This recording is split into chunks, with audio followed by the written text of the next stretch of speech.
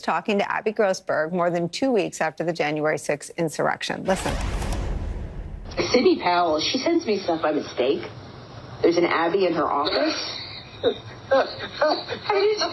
an Abby in her office. And through the whole Flynn trial, she sends me stuff, and then she frantically calls or emails me saying, please delete it. It's confidential. That horse is out of the barn, right?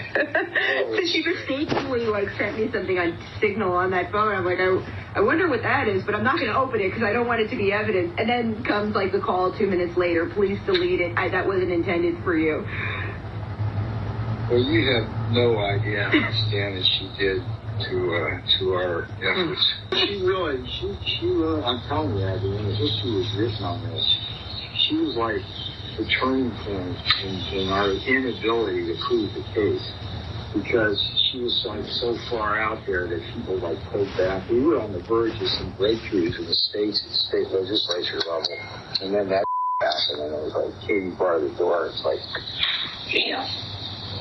damn, just not good.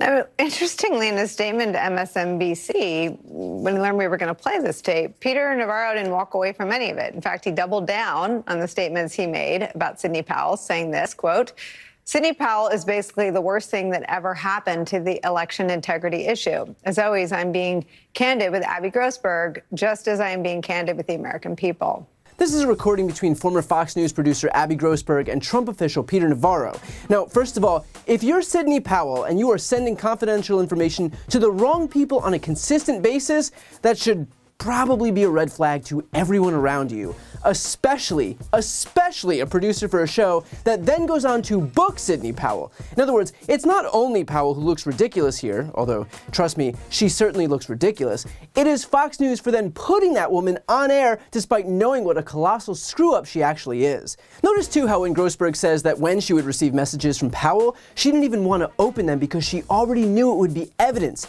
She already knew that whatever radiation was emanating from that toxic waste site was going to be a massive legal liability even before she saw it.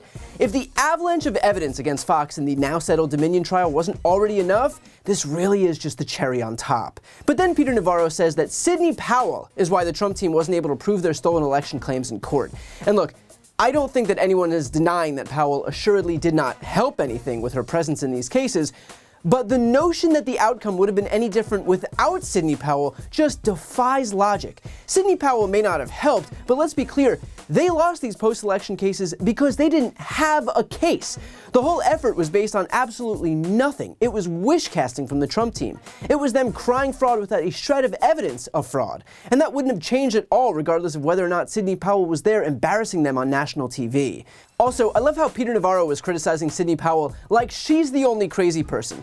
As if he isn't just as disgraced as she is. As if everyone on that Trump team isn't just as disgraced as she is.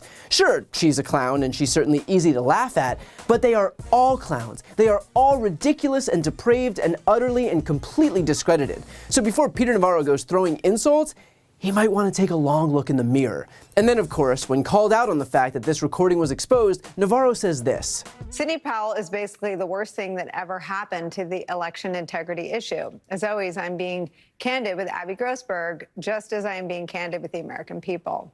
He's like, yeah, this was me being honest, and I definitely meant for that recording to be released, where a Fox News producer and a Trump aide who was involved in Trump's efforts to overturn the election were laughing at how absurd one of their own allies pushing their own agenda was. Yep, 100% my intention, and I'm going to pretend I stand by it only now that I've been caught.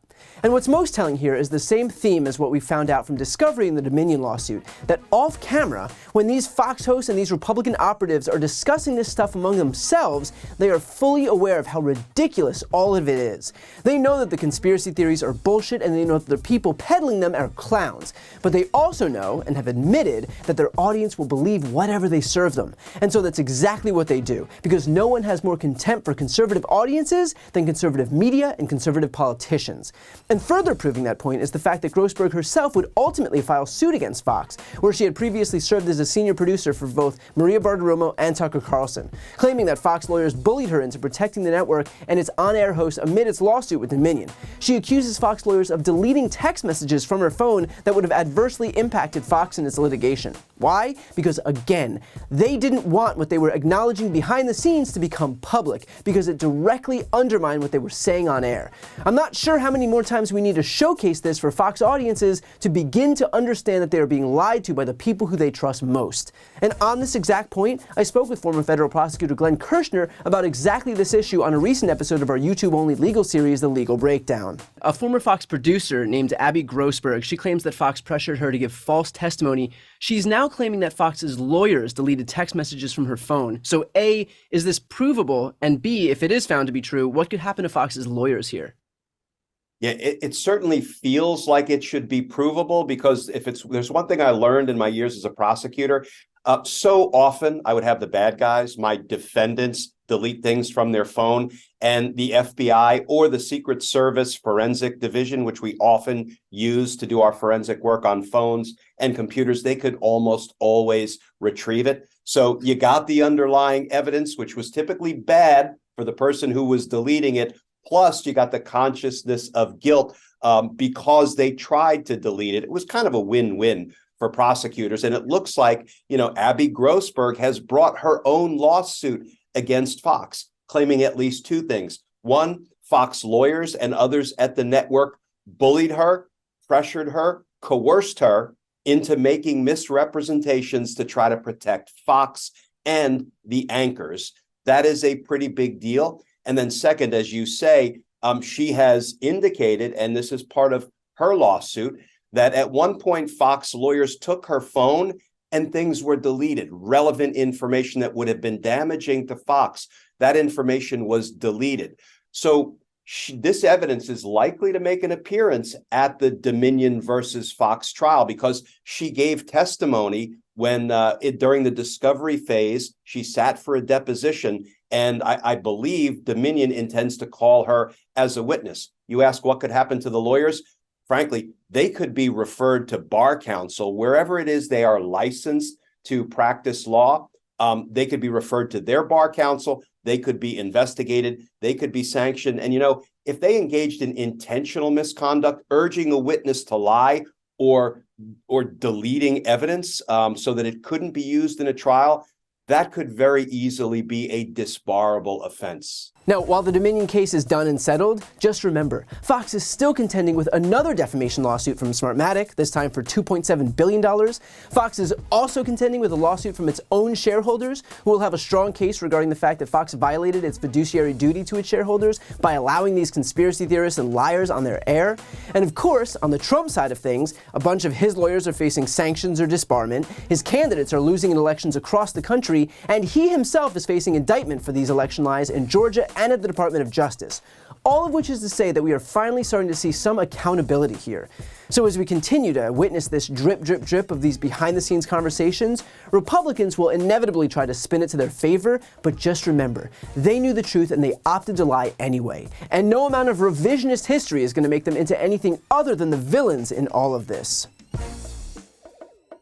Before you go, I need your help. I'm right on the cusp of hitting 2 million subscribers, so please help me grow this channel so the progressive media ecosystem grows by hitting the subscribe button right here on the screen.